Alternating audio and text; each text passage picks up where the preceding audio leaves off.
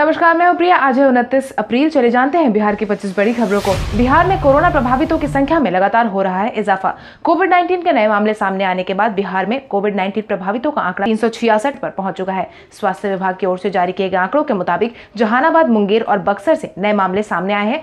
स्वास्थ्य विभाग के प्रधान सचिव संजय कुमार ने बताया कि कोविड-19 के मामले में लगातार बढ़ोतरी देखी जा रही है। कोरोना की जद में अब नए जिले भी आने लगे हैं। इसी को ध्यान में रखते हुए स्क्रीनिंग की प्रक्रिया को और तेज करने का आदेश जारी किया गया है। साथ ही सैनिटाइजेशन का काम भी करवाया जा रहा है।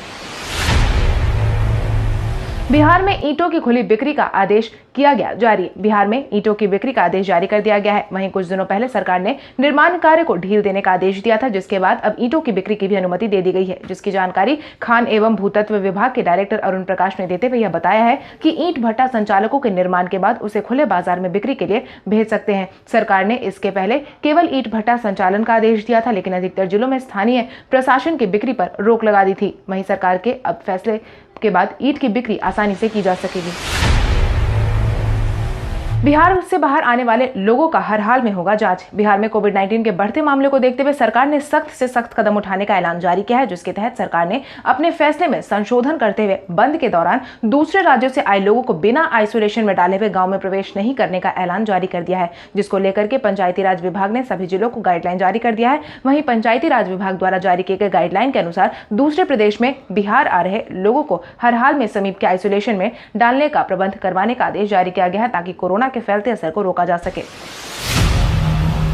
कोटा मामले पर एक बार फिर से टली सुनवाई। जहां एक तरफ बीते दिन पटना हाईकोर्ट ने राज्य सरकार और केंद्र सरकार से कोटा से छात्रों को न बुलाने के आदेश पर जवाब तलब करने की अपील की थी। साथ ही सुनवाई की तारीख को 28 अप्रैल तय किया था। वहीं अब कोटा से संबंधित सुनवाई की तारीख को आगे टाल दिया गया है। खबरों की माने तो अब नई सुनवाई 5 मई को होगी। कोटा में फंसे बिहारी छात्र के अभिभावक ने हाईकोर्ट में याचिका दायर कर छात्रों को वापस बुलाने की मंजूरी मांगी थी, जिसके बाद हाईकोर्ट ने राज्य सरकार और केंद्र सरकार से जवाब मांगा था। वहीं राज्य सरकार ने अपनी रिपोर्ट में कोर्ट को बताया कि केंद्र सरकार के दिशा निर्देश के आलोक में इन छात्रों को वन में वापस लाने के बारे में सोच विचार किया जा सकता है। हालांकि अभी उन्हें वापस लाना संभव नहीं है।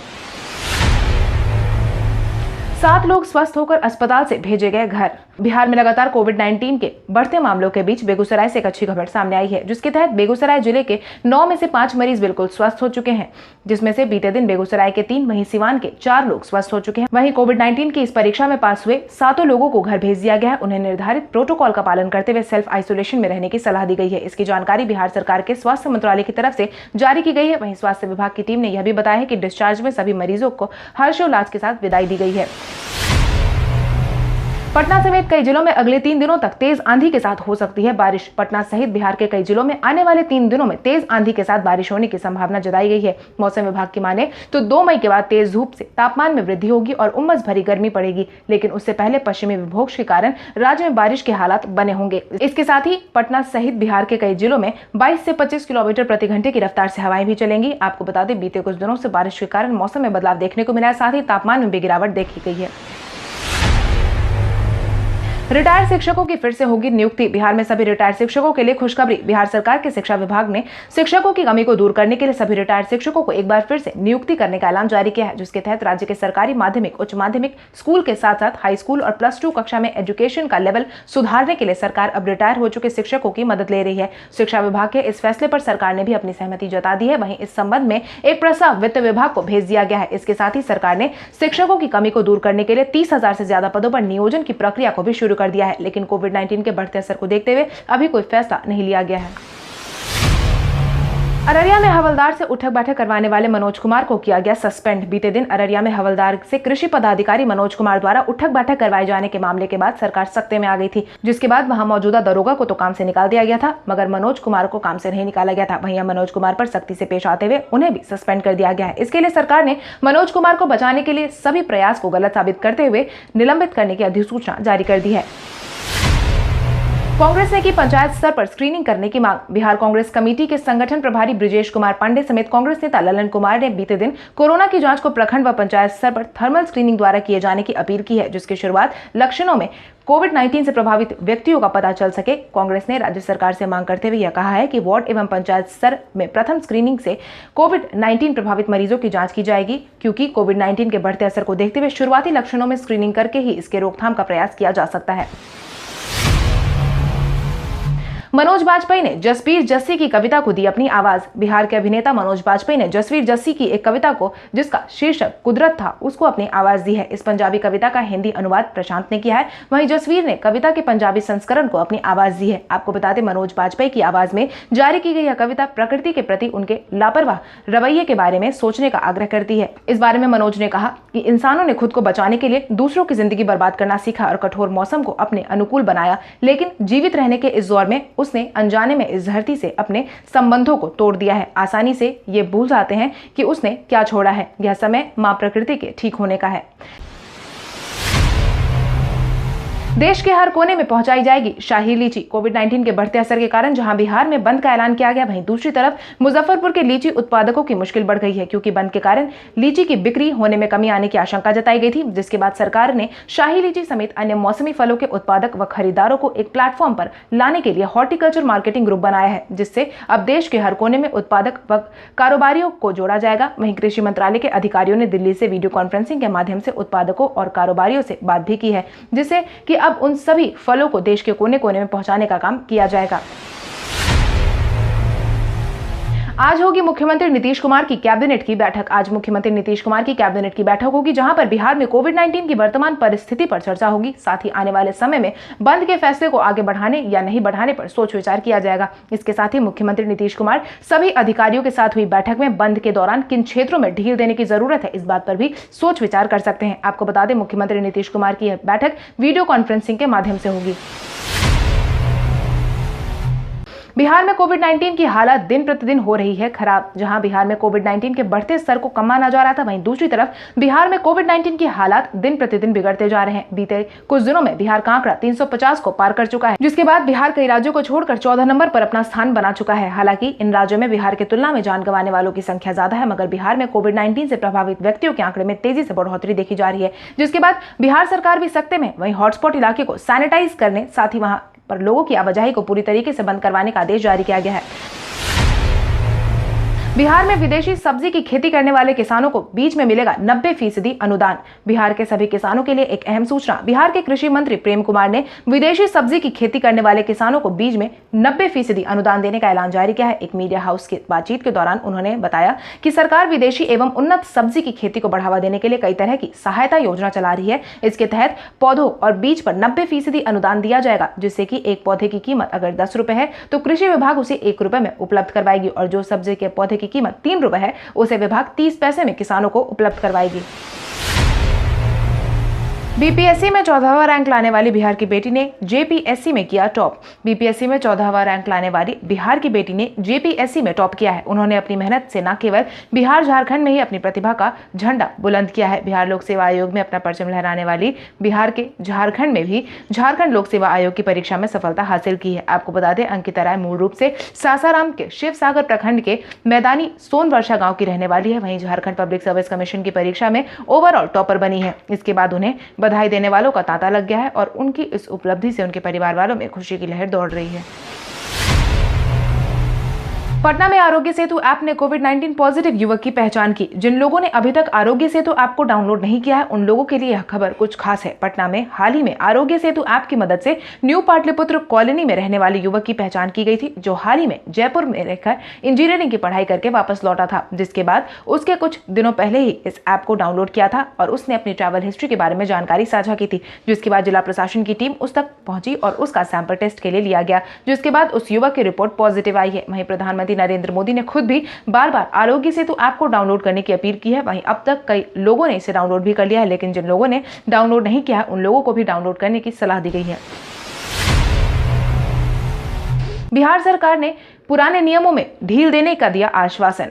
बिहार सरकार ने पुराने नियमों में ढील देने का ऐलान जारी किया है, जिसके तहत 3 मई को बंद के आदेश के बाद बिहार सरकार ने मनरेगा सहित मिट्टी से जुड़े तमाम कार्य में छूट देने का ऐलान जारी किया है। जिसके तहत एक मीडिया हाउस से बातचीत के दौरान बिहार के ग्रामीण विकास मंत्री श्रवण कुमार ने बताया कि इसके पहले जब परिस्थिति अनुकूल हो गई थी तब नियमों में ढील दी गई थी। इस बार कोविड-19 की वजह से जो समस्या खड़ी हुई है उसकी वजह से नियमों में ढील दी जा सकती है। वहीं बिहार के जाने माने अर्थशास्त्री नवल किशोर चौधरी ने भी बिहार सरकार के इस फैसले की सराहना की है।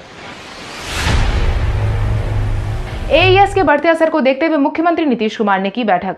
एईएस के बढ़ते असर को देखते हुए मुख्यमंत्री नीतीश कुमार ने बीते दिन बैठक की है, जहां पर मुजफ्फरपुर में 100 बेड का आईसीयू बनाने का निर्देश जारी किया गया है। जहां एक तरफ बिहार में लगातार कोविड-19 के मामले सामने आ रहे हैं, वहीं अब एईएस के कई मामले देखने को मिले हैं, जिसके बाद मुख्यमंत्री नीतीश कुमार ने वीडियो कॉन्फ्रेंसिंग के माध्यम से इसके संबंधित जिलों के डीएम को रिपोर्ट ली है और कई दिशा निर्देश भी जारी किए हैं।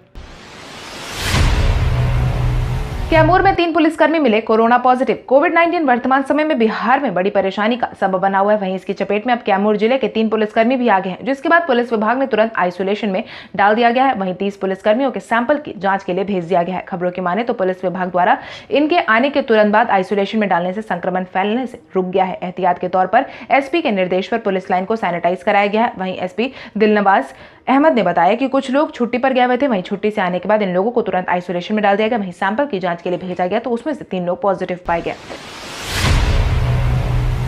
मुख्यमंत्री नीतीश कुमार ने केंद्र से लगाई गुहार। मुख्यमंत्री नीतीश कुमार ने केंद्र से गुहार लगाते हुए बिहार के 89,000 नियोजित शिक्षकों के वेतन को स्वीकृति देने की अपील की है, जिसके तहत बिहार सरकार ने केंद्र सरकार के सामने 151 करोड़ 48 लाख रुपए की प्रतिपूर्ति करने की मांग की है। बिहार के शिक्षा मंत्री कृष्णनंदन प्रसाद वर्मा ने भारत सरकार के मानव संसाधन विकास मंत्री रमेश पोखरियाल निशंक के साथ वीडियो कॉन्फ्रेंसिंग के दौरान इस मुद्दे पर बातचीत की है।